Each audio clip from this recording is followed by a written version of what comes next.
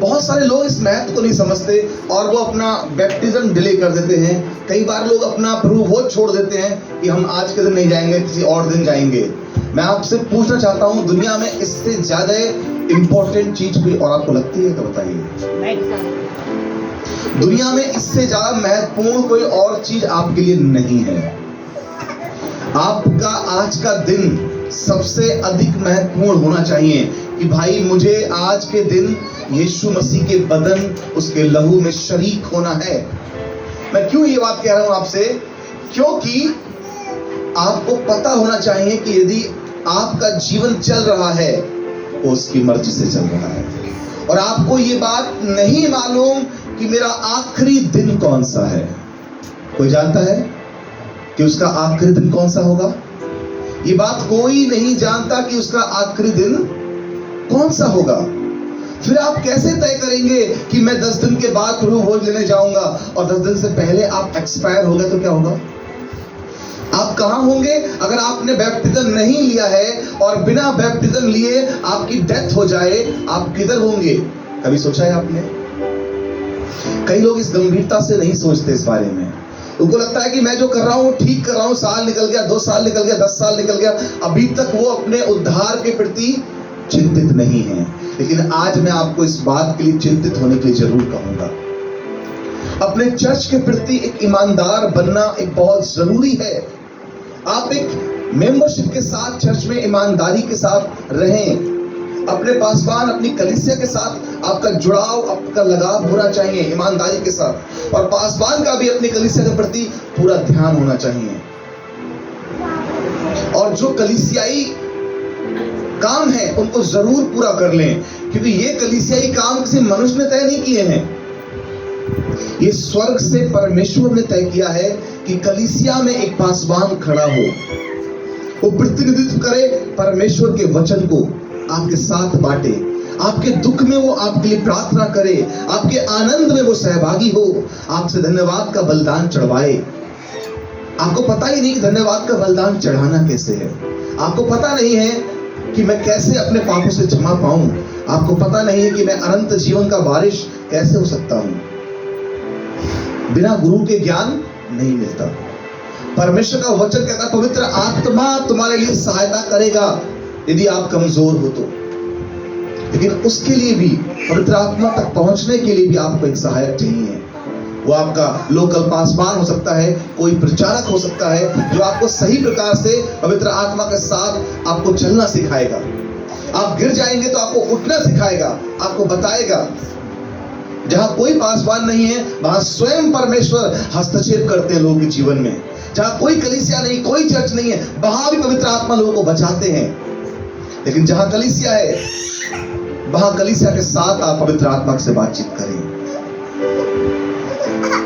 आज के दिन में देखता हूं बहुत से जवान हैं, बहुत से स्त्री पुरुष हैं जो बैप्टिज्म से भाग रहे हैं, क्योंकि वो अपने जीवन में बैप्टिज्म नहीं लेना चाहते, इसलिए कि कहीं ना कहीं उनके जीवन में कोई ऐसी कमी है, कोई गलती पर है जिसके काम डरते हैं कि हम बपतिस्मा ले लेंगे तो फिर हमें ये काम करना बंद करना पड़ेगा, हमको ये काम छोड़ना पड़ेगा, अपना नशा हमें छोड़ना पड़ जाएगा, और वो हम छोड़ नहीं सकते। लेकिन आपको नहीं पता है कि जाने अनजाने शैतान आपके जीवन में काम कर रहा है और वो आपको रोके हुए है, और किसी दिन किसी कारण से यदि आपकी डेथ हो जाए तो आपका क्या होगा? सोचिए इस बारे में। जो भी आपको बैप्टिज्म के खिलाफ लेके जाएगा वो शैतान है।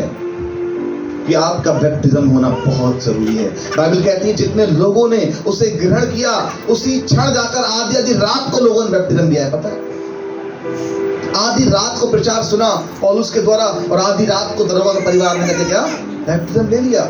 क्यों? वो कहते थे भैया हमें मत रोको, अब हमने सत्य को जान लिया है, और जब सत्य को जान लिया है तो उसी घड़ी अब हमें बपतिस्मा लेने से कौन रोकेगा।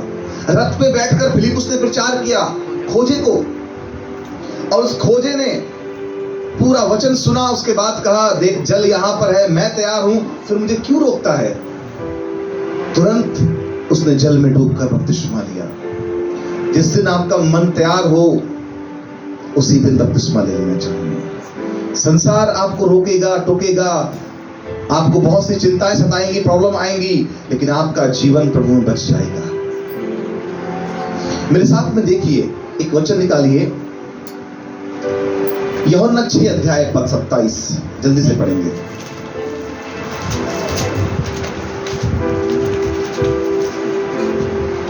यूहन्ना 6 अध्याय पद 27 को पढ़ें। नाशवान भोजन के लिए परिश्रम ना करो, नाशवान भोजन के लिए परिश्रम ना करो, परंतु उस भोजन के लिए जो अनंत जीवन तक ठहरता है, जो अनंत काल तक ठहरता है, जिसे मनुष्य का पुत्र तुम्हें देगा, जिसे मनुष्य का पुत्र तुम्हें देगा। क्योंकि पिता अर्थात परमेश्वर ने उसी पर छाप लगाई है। पिता ने उसी पर छाप लगाई है।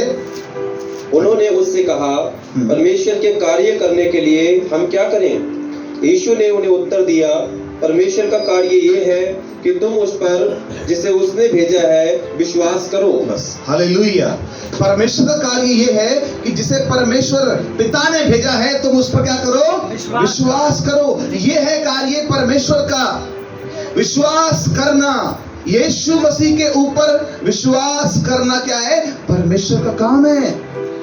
हालेलुया। कई लोग पूछते हैं ना, हम क्या करें, हम क्या करें? वो कहता है तुम उसके भेजे हुए पुत्र पर विश्वास करो, उस पर ईमान लेकर आओ। डगमग डगमग मत डोलो कि अरे मैं क्या करूं, मुझे ये वाला काम नहीं बन रहा है, चलो मैं बैकस्लाइड हो जाऊं। कई बहन, कई भाई जब उनके मन का काम नहीं होता प्रार्थना में आकर क्या होते हैं? बैकस्लाइड होने लगते हैं। उन्होंने कहा यार हमें चंगाई तो मिल ही नहीं रही है, हमारा ये दर्द तो जा ही नहीं रहा है, ऐसा है फिर से जाकर हम वो करते आए थे वही करेंगे, प्रार्थना में आना छोड़ देंगे। हमें बच्चे की आशीष नहीं मिल रही है, हम क्या करें? 1 साल हो गया, 2 साल हो गया, हम कब तक वेट करेंगे? चलो कोई तंत्र मंत्र ढूंढते हैं, कोई और उपाय खोजते हैं, वहां जाकर हमें बच्चे की आशीष मिल जाएगी। हमें घर नहीं मिल पा रहा है, हमारा कर्जा नहीं उतर रहा है, हमारे जीवन में शांति नहीं आ रही है, मेरा पति नहीं सुधर रहा है, नशे की आत्मा से आजाद नहीं हो रहे हैं, घर में झगड़े खत्म नहीं हो रहे हैं, हमारे ऊपर से कर्जा नहीं उतर पा रहा है, चलो कुछ और कर लेते हैं, प्रार्थना छोड़ देते हैं। आपने क्या किया? जीवित परमेश्वर पर विश्वास नहीं किया। आपको मालूम है बाइबल एक बात कहती है, विश्वास में दृढ़ और मजबूत हो जा। तेरा विश्वास राई के दाने के बराबर भी होगा तो इस पेड़ से कहेगा उखड़ और समुद्र में जा गिर, तो गिर जाएगा। विश्वास करने वाले के लिए सब कुछ संभव है। जब आप यीशु मसीह के नाम पर विश्वास करते हैं, आपके लिए दुनिया में कोई भी आशीष असंभव नहीं। आप जो मांगेंगे वो मिलेगा। कल आपने लिखा है, अब तक तुमने मेरे नाम से कुछ नहीं मांगा, अब मेरे नाम से मांगोगे, जो मांगोगे पिता तुम्हें देगा। हालेलुया। उसके नाम में वो सामर्थ है मेरे प्रिय भाई बहन। जिस यीशु के नाम में हम बैप्टाइज करते हैं अपने आप को, जिस यीशु मसीह के नाम पर हम प्रार्थना मांगते हैं, उस प्रार्थना की सामर्थ इतनी है, उसके नाम की सामर्थ इतनी है कि हर एक बदरू उसके नाम से निकल जाती है, हर एक बीमारी चली जाएगी यीशु मसीह के नाम में, हर एक बंधन टूट जाएगा आपके जीवन से। आज उस यीशु के नाम की सामर्थ है ये। मेरे प्रिय भाई बहन, यदि आप यीशु मसीह को छोड़कर किसी और रास्ते पर चल रहे हैं तो आज भी मैं आपको बताना चाहता हूं कि आप अपने जीवन को नाश की ओर लेके जा रहे हैं, क्योंकि यीशु मसीह को छोड़ और कोई मार्ग है ही नहीं जिसपे आप चलें और मंजिल तक पहुंच जाएं। वचन में लिखा है, मार्ग, सत्य और जीवन मैं ही हूं। Only I am the way, the truth and the life. सिर्फ मैं मार्ग, सत्य और जीवन हूं। एक होता है ना कि मैं भी डॉक्टर हूं, तुम अगर डॉक्टर हो, मैं भी मनुष्य हूं अगर तुम मनुष्य हो। भी नहीं कहा उसने कि मैं भी ईश्वर हूं, दूसरे भी ईश्वर हैं। उसने कहा I am the truth and the life, I am the way. सिर्फ मैं, ओनली मी, सिर्फ मैं कौन हूं? मार्ग, सत्य और जीवन हूं। यीशु के अलावा कोई और मार्ग है ही नहीं। आप जिधर भटकना चाह रहे हैं, आपको लग रहा है कि दुनिया आपको खुशियां देगी, नहीं देगी, आपको अंत काल का दंड दिलाएगी। लेकिन केवल यीशु मसीह है जो आपको बचाना चाहता है, आपके नशे से छुड़ाना चाहता है, आपकी गरीबी को मिटाना चाहता है। केवल वो परमेश्वर है जो आपको अनंत काल तक संभालेगा, केवल इस जीवन में नहीं, आने वाले जीवन में भी। मृत्यु के बाद भी आपकी पीढ़ी से पीढ़ी तक, हजारों पीढ़ियों तक वो आपके ऊपर दया करेगा। हालेलुया। वो ऐसा परमेश्वर नहीं जो केवल अभी के लिए है कि आपने उसको कुछ नहीं चढ़ाया तो वो नाराज होकर बैठ जाएगा और आपको उठाकर पटक देगा। वो ऐसा परमेश्वर नहीं है कि आपने आज उसको नहीं भोग लगाया तो वो कल फिर आपको एक्सीडेंट में मार डाले। वो ऐसा परमेश्वर नहीं है। वो हमारा पिता है।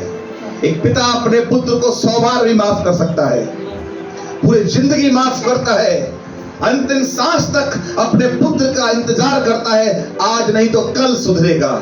वो ऐसा परमेश्वर है। आपने कितनी गुनाह, कितने खताएं की हैं, फिर भी वो आपको माफ कर रहा है। मैंने कितने पाप किए होंगे, आपको क्या लगता है कोई धर्मी जन यहां खड़ा है? नहीं, वो आपसे अधिक पापी है। पौलुस भी कहता है जितने पापी है संसार में उन सबसे बड़ा पापी तो मैं हूं। उस प्रभु के अनुग्रह ने मुझे इस योग्य किया है।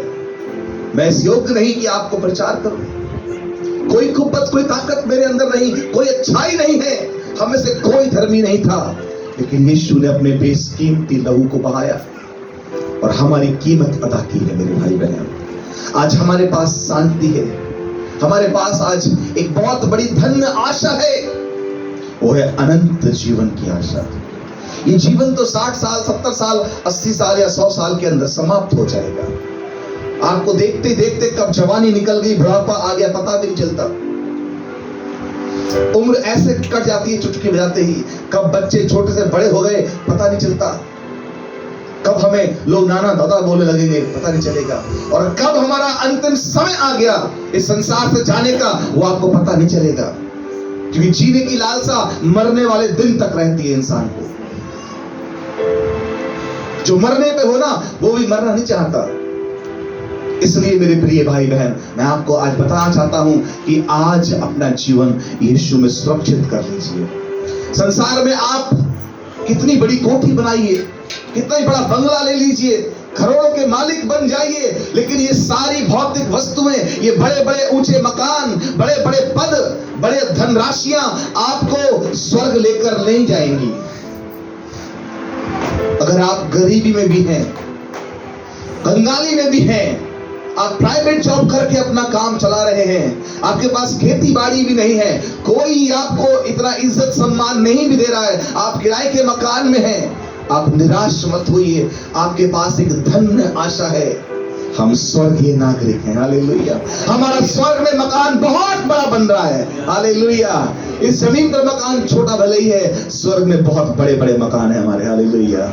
स्वर्ग में बड़े पद हमारे पास है। यहाँ भले ही हम 4th क्लास में होंगे, 2nd क्लास में होंगे, या किसी क्लास में ना हो, बेकार में होंगे, लेकिन स्वर्ग में हम हाई क्लास में होंगे। हालेलुया।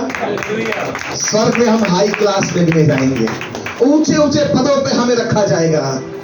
स्वर्ग में हम परमेश्वर के साथ रहने वाले हैं। उस दिन ये धनवान लोग जो संसार में आज मिलेनियर और बिलियनियर कहलाते हैं, उस दिन ये नरक की आग में आपसे कहेंगे, भाई प्लीज, मैं ज्वाला में तड़प रहा हूं, एक बूंद पानी अपनी उंगली से मेरे जुबान पर रख दो, मेरे पांव जलते हैं, इस नरक की पीड़ा में मैं तड़पता हूं। उनका शरीर कांपेगा उस दिन और वो रोएंगे अपने धन पर। कलाम में लिखा है, हे धनवानों, तुम पर हाय, क्योंकि तुमने अंतिम युग में धन बटोरा है। ये समय धन बटोरने का नहीं है। ये समय अपने लिए बहुत बड़े बड़े रिहायशी मकान बनाने का नहीं है। ये समय बहुत बड़ी बड़ी उपलब्धियां प्राप्त करने के लिए नहीं है। ये समय आपके जीवन में मन फिराव के लिए है। ये समय अपनी आत्मा को नरक से बचाने का समय है। ये समय अपने अनंत जीवन की तैयारी करने का समय है। धन जो परमेश्वर देगा ना, उसमें कलाम में लिखा है, जो धन यहोवा की ओर से मिलता है वो उसमें दुख नहीं देगा। लेकिन तू धनवान होने के लिए परिश्रम ना कर,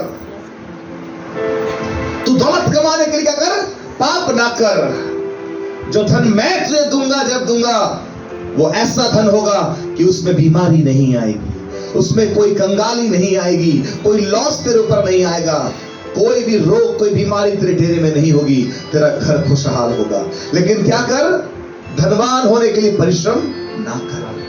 बाइबल कहती है, कोई भी दास 2 स्वामियों की सेवा नहीं कर सकता।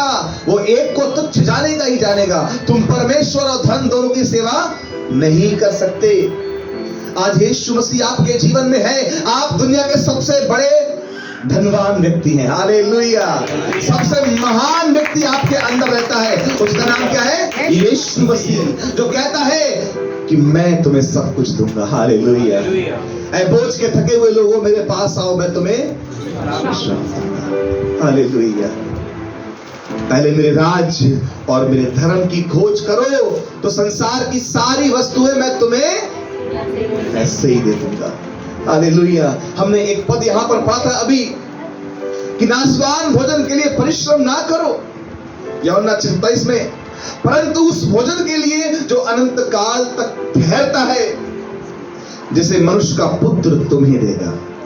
कौन सा भोजन है? आज दुनिया के सारे परिश्रम किसके लिए हो रहे हैं? पेट के लिए। कलाम में लिखा है मनुष्य का सारा परिश्रम तो उसके पेट के लिए होता है। आप जॉब कर रहे हैं, दिन की रात की मेहनत कर रहे हैं, पैसा कमा रहे हैं, डांट सुन रहे हैं, बेइज्जत सह रहे हैं, सब कुछ आप कर रहे हैं किसके लिए? अपने पेट के लिए, कि 2 वक्त की रोटी मिल जाए। लेकिन बाइबल का परमेश्वर कहता है नाशवान भोजन के लिए परिश्रम ना करो। सोचो जरा कितनी कठिन बात है। अगर आपसे कहा जाए कि नाशवान भोजन के लिए परिश्रम ना करो, आपको फिर खाएंगे कैसे? हम जिएंगे कैसे? मैं आपको याद दिलाना चाहता हूं, तुम्हारा परमेश्वर ऐसा परमेश्वर नहीं जो तुम्हारी जरूरतों को जानता ना हो। जब मिस्र से निकाल कर लाया था इतने लाखों यहूदियों को, 40 साल बिना काम के, बिना जॉब के, बिना खेती के उनको मन्ना खिलाया था, बटेरे खिलाई थी। हालेलुया। तुम्हें क्यों ना खिला पाएगा? वो आज भी करने के योग्य है। हालेलुया। वो आज भी तुम्हें सालों साल नहीं, पूरी जिंदगी खिला पाएगा। लेकिन पहले उसके राज्य, उसके धर्म की खोज करो, उसके नाम पर विश्वास करो और कभी पीछे मुड़कर मत देखना। चाहे संसार तुम्हारा साथ देना दे, भाई तुम्हारे खिलाफ खड़ा हो जाए, पत्नी तुम्हारे खिलाफ खड़ी हो, तुम्हारा पति तुम्हारे खिलाफ खड़ा हो, चाहे कोई रिश्तेदार तुम्हारे खिलाफ खड़ा हो जाए, कहना मैं अपने यीशु को नहीं छोड़ूंगा। कोई तुम्हें नरक से निकालने नहीं आएगा उस दिन कोई तुम्हें बचाने के लिए नहीं आएगा। उस दिन वही यीशु तुम्हें हाथ पकड़ के नरक से बचाएगा। हालेलुया। यदि आज आपने यीशु मसीह का दामन पकड़ रखा है तो कल वो भी तुम्हें नरक से छुड़ा लेगा। लेकिन यदि आपने संसार का हाथ पकड़ रखा है, रिश्तेदारियों का हाथ पकड़ रखा है, तो याद रखना कोई तुम्हें बचाने नरक में नहीं आएगा। उस दिन तुम तड़पोगे, रोगे और पीटोगे, कि उस दिन रोना और दांतों का पीसना होगा। आज अपना जीवन यीशु के हाथों में दे दो। जितना जल्दी हो सके अपने जीवन को यीशु के चरणों में अर्पित कर दो। अपने आप को उसके लहू से धो लो और शुद्ध और पवित्र हो जाओ और बैप्टिज्म लेकर अपना जीवन भर का बीमा करा लो, जिंदगी के साथ भी और जिंदगी के बाद भी। हालेलुया। लोग LIC को बोलते हैं ना, मैं LIC की बात नहीं कर रहा हूँ, मैं लाइफ ऑफ क्राइस्ट की बात कर रहा हूँ। हालेलुया। मैं बात कर रहा हूँ यीशु मसीह की, जो तुम्हारे जीवन भर तुम्हारे साथ साथ चलेगा और तुम्हारे मरने के बाद भी तुम्हारा सहायता करेगा। हालेलुया। तुम्हें कभी अनाथ नहीं छोड़ेगा। हालेलुया। मेरे साथ में एक पद पढ़े जल्दी से, 35 पद पढ़े, यही पर 6 का 35,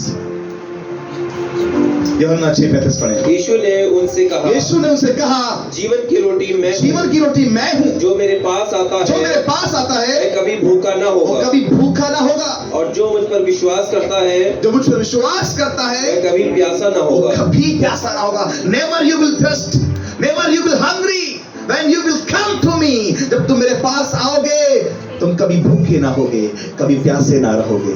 हालेलुया। हालेलुया। प्रभु का वचन कहता है तुम कभी भूखो और प्यासो ना मरोगे। आज कितने लोग बहुत परिश्रम करते हैं तो भी उन्हें 2 वक्त की रोटी चैन से नहीं मिलती। पता है क्यों? परमेश्वर का आशीष नहीं है उसके जीवन पर। कितने लोग इतना सा कमाते हैं, बहुत आशीष करते हैं, बहुत आनंद के साथ रह पाते हैं, क्योंकि परमेश्वर का उत्तम आशीष उनके जीवन पर है। जब तुम परमेश्वर के साथ ईमानदारी के साथ जियोगे, प्रभु का अनुग्रह तुम्हारे जीवन पर बना रहेगा। प्रभु का अनुग्रह ऐसा है कि कभी तुम्हारे घर में कोई घटी ना रहेगी। मैंने प्रार्थना में एक शब्द कहा था, भजन 34 का 10 में लिखा है, जवान शेर भूखे रह जाएंगे परंतु यहोवा के खोजियों को किसी भली वस्तु की घटी ना होगी। अगर आप खोजी हैं परमेश्वर के तब ऐसा होगा। यदि आप खोजी हैं संसारिकता के तो जरूर कमी घटी रहेगी। तब आप उधार मांगते फिरेंगे, तब आप हाथ मांगते फिरेंगे, तब आप लोगों का गिड़गिड़ाएंगे और आपको शर्मिंदा होना पड़ेगा। आप लज्जित भी होंगे क्योंकि आप परमेश्वर के खोजी नहीं हैं, आप तो अपने सुख विलास के चाहने वाले हैं। कलाम में लिखा है तुम मांगते हो और तुम्हें मिलता नहीं, तुम ढूंढते हो और पाते भी नहीं, क्योंकि तुम इसलिए मांगते हो ताकि अपने भोग विलास में उड़ा डालो, अपनी इच्छाओं को पूरा करने के लिए मांगते हो। क्योंकि कलाम में लिखा है मांगो तो तुम्हें दिया जाएगा। कई लोग केवल इतना पढ़ते हैं, ये आयत भूल जाते हैं। तुम मांगते हो और तुम्हें मिलता नहीं। अगर तुझे कहोगे बताओ इसके पीछे क्या लिखा हुआ है, तो तुम्हें दिया जाएगा। इसके पहले क्या है, क्या बोला उन्होंने? मांगो तो तुम्हें दिया जाएगा। ज्यादातर लोग यही बोलेंगे ना। कलाम में लिखा है दो तो तुम्हें दिया जाएगा। क्या लिखा है? दो तो तुम्हें भी दिया जाएगा। लोग हिला हिला कर दबा दबा कर पूरा नाप भर भर के तुम्हें देंगे। जिस नाप से तुम नापते हो उसी नाप से तुम्हें भी नापा जाएगा। जब बात आती है परमेश्वर के भवन के लिए कुछ करने की, हम नापते हैं क्या दें और क्या ना दें। जब बात आती है खुदा के दास को कुछ भेंट देने की, तब हम ढूंढते हैं क्या करें और क्या ना करें। जब बात आती है किसी की सहायता करने की, आप किस मन से मदद कर रहे हैं, आपके मन में क्या चल रहा है। जिस नाप को तुमने रखा है ना, तुम्हारे लिए भी वही नाप रखा जाएगा, याद रखना। जब तुम्हारे पास अपने परमेश्वर के लिए कुछ नहीं है, तो क्यों उम्मीद करते हो कि तुम्हें भी बड़ा मिले। प्रभु कहता है जिस नाप से तुम नाप रहे हो ना, तुम्हें भी उसी पैमाने से नापा जा रहा है। तुम्हारे मन में क्या चल रहा है, तुम्हारी नीयत कैसी है, तुम्हारे विचार क्या है परमेश्वर के लिए, उसके दास के लिए, उसके भवन के लिए। तुम अगर दूसरों को गलत नाप से नाप रहे हो ना, तो तुम्हें भी परमेश्वर जज कर रहा है, याद रखना। प्रभु कहता है दो तो तुम्हें भी। हम देना नहीं चाहते पर लेना जानते हैं। हम खर्च करना नहीं चाहते पर मांगना जानते हैं परमेश्वर से। वो क्यों तुम्हें बढ़ाए? जब तुम ईमानदारी के साथ 1000 में से 100 रुपए निकालने में आपको तकलीफ होती है, वो तुम्हें 1 लाख क्यों देगा? उसके राज्य में से निकल के उसने तुम्हें दिया और तुम उसके दिए हुए में से उसके काम के लिए नहीं दे रहे, वो तुम्हें नहीं देगा। वो उसको बढ़ाएगा जो कहता है प्रभु 100 नहीं मैं 200 निकालूंगा। प्रभु तू मुझे बढ़ा, मैं 1000 में से 200 निकालूंगा। 10% नहीं, मैं तो 20% निकालूंगा परमेश्वर, मैं 50% निकालूंगा। वो उसको बढ़ाता है। आपने कोलगेट का नाम सुना है? कोलगेट का, कोलगेट कंपनी का मालिक ऐसे ही करता था। उसने कहा प्रभु मेरा ये प्रोडक्ट, कोलगेट से हम ब्रश करते हैं, दांत मांजते हैं। उसने कहा प्रभु अगर तू मुझे बढ़ाए तो मैं ईमानदारी से 10वां भाग निकालूंगा। प्रभु ने बढ़ाया उसको। उसने कहा परमेश्वर सच्चा है, सचमुच देता है। प्रभु अब मैं तेरे साथ कमिटमेंट करता हूं 20% दूंगा। प्रभु ने और बढ़ाया, राज्य से निकलकर देश में फैल गया वो। उसने कहा प्रभु मैं 50% दे दूंगा अगर तू मुझे पूरी दुनिया में महसूस करे। परमेश्वर ने पूरे वर्ल्ड में कोलगेट कोलगेट कोलगेट कर दिया। हालेलुया। वो 90% देने लगा। हालेलुया। ताली बजाएंगे तो खुदा के लिए। 90% वो खुदा के कामों के लिए देता है और 10% में अपनी फैक्ट्री, अपना घर चलाता है। KFC का नाम सुना है आप लोगों ने? KFC वाला भी आप यही कहानी है लगभग। कोलगेट का यही कहानी है। जितने आपको क्रिश्चियंस ऑर्गेनाइजेशन मिलेंगे इस टाइप के प्रोडक्ट बनाने वाले, उनकी कहानियां पढ़िए तो आपको मालूम पड़ेगा कि दो तो तुम्हें दिया जाएगा। खुदा के राज्य में बोना कितना इंपॉर्टेंट है। मुझे नहीं मालूम कौन प्रचारक क्या प्रचार करते हैं, लेकिन मुझे मालूम है जो मेरी चर्च की जरूरत है वो मैं जानता हूं क्या है। हम छूटना चाहते हैं बंधनों से, अपनी गरीबी से, अपनी बीमारियों से, लेकिन हमें रोकती है हमारा लालच, हमारी चोरी हमें रोक लेती है और हम सालों साल अपनी समस्याओं में उलझे रहते हैं। मेरे प्रिय भाई बहन, यीशु का लहू तुम्हें आजाद करने के लिए आया है। उसका वचन तुम्हें ब्लेस करने के लिए आया है। आज के वचन को थाम लो। उसके नाम से ना दाहिने मुड़ना ना कभी बाएं मुड़ना। यहोशू 1:8 में लिखा है व्यवस्था की ये पुस्तक तेरे चित्त से कभी उतरने ना पाए। रात और दिन इसी में ध्यान दिए रहना, ना इसके दाएं मुड़ना ना बाएं मुड़ना। ऐसा ही करने से तेरे सब काम सफल होंगे और तू प्रभावशाली होगा। परमेश्वर के नाम को पकड़ लीजिए, उसके वचन को याद करना शुरू कर दीजिए, उसे खा लीजिए अपने जीवन में, तब तुम प्रभावशाली बनोगे।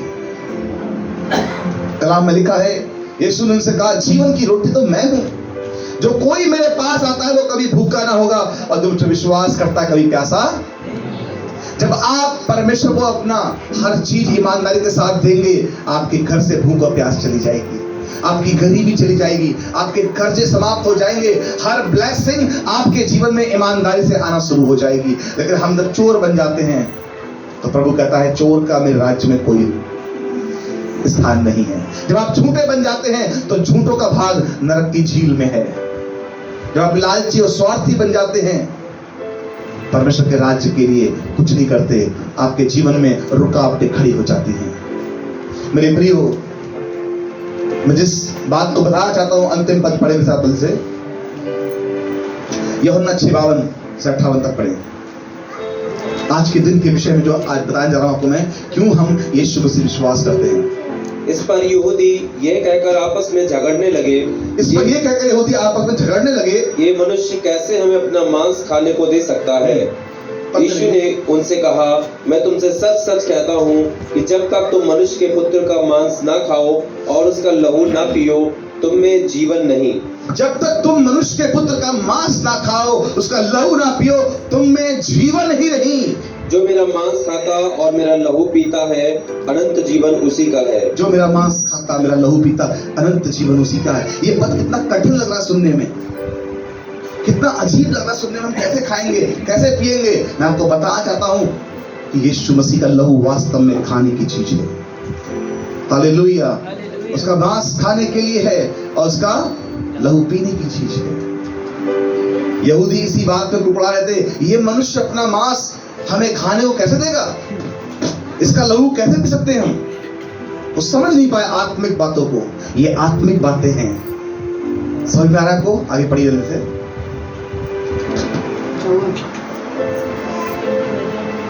पढ़िए आगे। और मेरा लहू वास्तव में पीने की वस्तु है, जो मेरा मांस खाता और मेरा लहू पीता है वह मुझ में स्थिर बना रहता है। वो मुझ में स्थिर बना रहेगा। आज जो लोग स्थिर नहीं हो पा रहे हैं, उसका कारण क्या है बताए? डगमग डगमग डोल रहे हैं, उसके मांस उसके लहू में शामिल नहीं हो पाते। और मैं उसमें जैसा जीवते पिता ने मुझे भेजा और मैं पिता के कारण जीवित हूँ, वैसा ही वह भी जो मुझे खाएगा मेरे कारण जीवित रहेगा। जो मुझे खाएगा वो मुझ में जीवित रहेगा। आगे, जो रोटी स्वर्ग से उतरी यही है, उस रोटी के समान नहीं जिसे बाप दादों ने खाया और मर गए। जो कोई ये रोटी खाएगा वह सर्वदा जीवित रहेगा। वो सर्वदा जीवित रहेगा। हालेलुया। जो कोई ये रोटी खाएगा वो सर्वदा जीवित रहेगा। बाप दादों ने मन्ना खाया था, मालूम है, राय जंगल में, लेकिन सब मर गए थे। वो घमंड करते थे इस बात पर, अरे हमारे बाप दादा ने स्वर्ग से रोटी खाई थी, यीशु तू कौन है? उसने कहा, तुम्हें मूसा ने वो रोटी स्वर्ग से, मूसा ने नहीं दी, पर जो रोटी सचमुच स्वर्ग से उतरी है वो मैं हूं, वो मैं हूं। और जो मुझे खाएगा, जो मेरा लहू पिएगा, अनंत जीवन तक कभी ना मरेगा। अब तो मालूम, कई लोग अपना बैप्टिज्म नहीं लेते, कई लोग इस रोटी को लेने नहीं आते चर्च में, कई चर्चों में रोटी होती नहीं है, कई जगहों पर कल्ट शिक्षा ने अधिकार कर लिया है, वे प्रभु भोज नहीं करते, बैप्टिज्म भी नहीं लेते। ये एक कल्ट शिक्षा को उन्होंने अडॉप्ट कर लिया है, जिसके कारण से वो अनंत जीवन को अपने खो रहे हैं। मैं आपको बताना चाहता हूं मेरे प्रिय भाई बहन, आपको यीशु के लहू में शामिल होना बहुत जरूरी है। क्या जाने कब जीवन का अंतिम समय आ जाए। यदि आप उसके लहू को लेते रहते हैं, समय समय पर उसके मांस में शामिल होते रहते हैं, तो आपके जीवन से बीमारियां चली जाएंगी। हालेलुया। जितने लोगों ने, आपको पता है, अनजाने में कई बार कुछ लोग चर्च में आए। एक बहन थी जिसको सांस की मरज थी बहुत सालों से, अनजाती बहन थी, उसको नहीं मालूम था ये क्या हो रहा है, और पास्टर ध्यान नहीं दे पाए। प्रभु भोज के दिन अचानक वो बहन भी लाइन में बैठ गई। उन्होंने कहा सब बैठ रहे, मैं बैठ जाती हूँ। पास्टर आए, उन्होंने पाकाशा उसको दे दिया गलती से। उसका कोई बैप्टिज्म नहीं था, पहली बार चर्च में गई। ये गवाही मुझे खुद उस बहन ने बताई थी। और उसने कहा, पास्टर जी, जब मैंने उसको लिया तो जिस दिन से मैंने उसको लिया उसके बाद मेरी सांस उखड़ना बंद हो गई।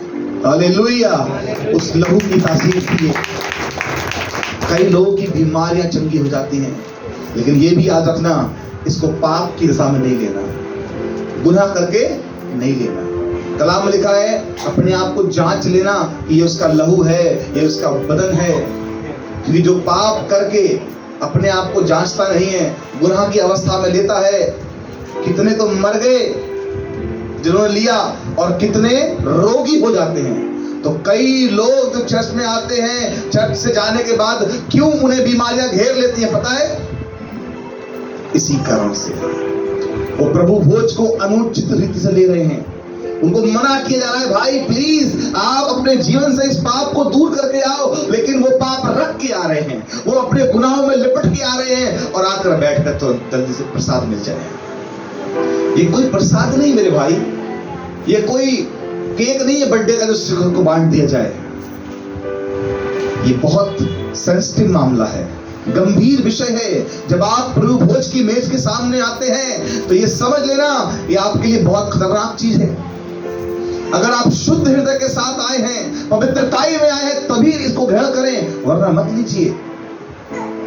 शौक में मत लीजिए, दिखाने के लिए मत लीजिए, वरना आपकी मृत्यु भी हो सकती है। और कितने लोग मर गए।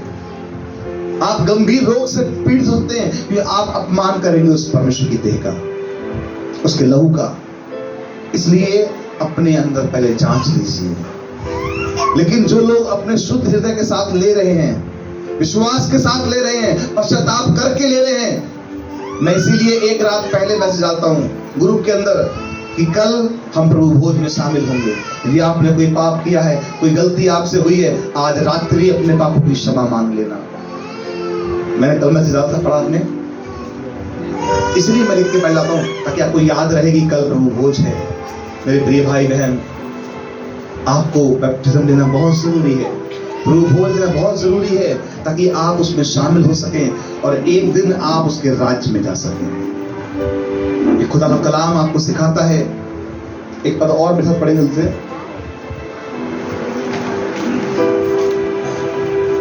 रोमियो 2:7।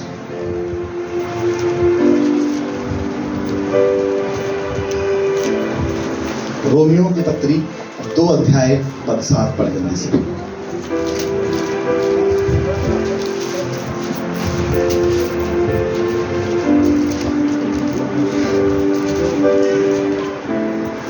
जो सुकर्म में स्थिर रहकर महिमा और आदर और अमरता की खोज में है, उन्हें वह अनंत जीवन देगा। जो सुकर्म में, सुकर्म होता है, एक होता है कुकर्म, एक होता है क्या?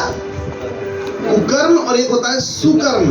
कुकर्म मतलब बुरे कर्म और सुकर्म मतलब अच्छे कर्मों में। जो अच्छे कर्मों में, सुकर्म में स्थिर रहकर महिमा और आदर और अमरता की खोज में है। अच्छे अच्छे कामों को करते हुए वो किसकी खोज कर रहा है? अमरता की खोज कर रहा है, अनंत जीवन की खोज कर रहा है, महिमा की खोज कर रहा है, आदर की खोज कर रहा है। वो लिखा है उन्हें वो अनंत जीवन देगा। कौन देगा? यीशु मसीह देगा। आप अच्छे अच्छे काम कर रहे हैं, स्थिर रहें। आप चोरी ना करें, आप झूठ ना बोलें, आप व्यभिचार ना करें, आप हर प्रकार के दुष्कर्म, लड़ाई झगड़ों से बचें। आप अपने जीवन को पवित्र और शुद्ध करें। अपने संडे की आराधना किसी भी हाल में ना छोड़ें। कभी भी प्रभु भोज लेना बंद ना करें। जितना जल्दी हो सके बैप्टिज्म लेकर अपने आप को सुरक्षित कर लें, अपने बच्चों को सुरक्षित करें, अपने घर को सुरक्षित करें। ये जीवन नाश हो जाए उससे पहले अपने जीवन के लिए अनंत जीवन की तैयारी कर लें। तब परमेश्वर क्या करेगा? तुम्हें अनंत जीवन देगा। ये परमेश्वर का कलाम आपको आज सिखाता है मेरे भाई बहन कि हम क्या करें? अनंत जीवन पाएं। आपको मालूम है अनंत जीवन क्या है? एक पद रह गया, सॉरी। आपको मालूम अनंत जीवन क्या है? यूहन्ना 17:3 पढ़िए। यूहन्ना 17:3। किसी को मालूम है अनंत जीवन क्या है? और अनंत जीवन ये है, और अनंत जीवन ये है कि वे तुझ एकमात्र सच्चे परमेश्वर को और यीशु मसीह को, सच्चे ईश्वर को अर्थात यीशु मसीह को जिसे तूने भेजा है, जाने। भेजा है, जाने। यीशु मसीह को जानना अनंत जीवन है। हालेलुया। जिसने यीशु मसीह को जान लिया है उसने अनंत जीवन पा लिया है। जिसने नहीं जाना यीशु मसीह को वो अनंत जीवन नहीं प्राप्त कर सका। क्या आपने यीशु को जाना है? क्या आपने जाना है यीशु को? कंग्रेचुलेशंस, आपने अनंत जीवन पा लिया है। चिंता मत करो कि आप गरीबी में हैं, कंगाली में हैं, निर्धनता में हैं, बीमारी में हैं, श्राप में हैं, कर्जे में हैं। आप चिंता ना करो। अगर आप यीशु मसीह को जानते हैं तो अनंत जीवन आपका हो चुका है। हालेलुया। आपके नाम पर अनंत जीवन की रजिस्ट्री हो चुकी है। एक दिन स्वर्ग में आप बड़े बंगले में होंगे और महिमा और आदर के साथ प्रभु के साथ वास करेंगे। इस धन आशा के साथ मैं इस संदेश को समाप्त करूंगा कि आपने यीशु को जान लिया है। खुदा आपको बरकत दे। आमीन। अपनी आंखें बंद करें।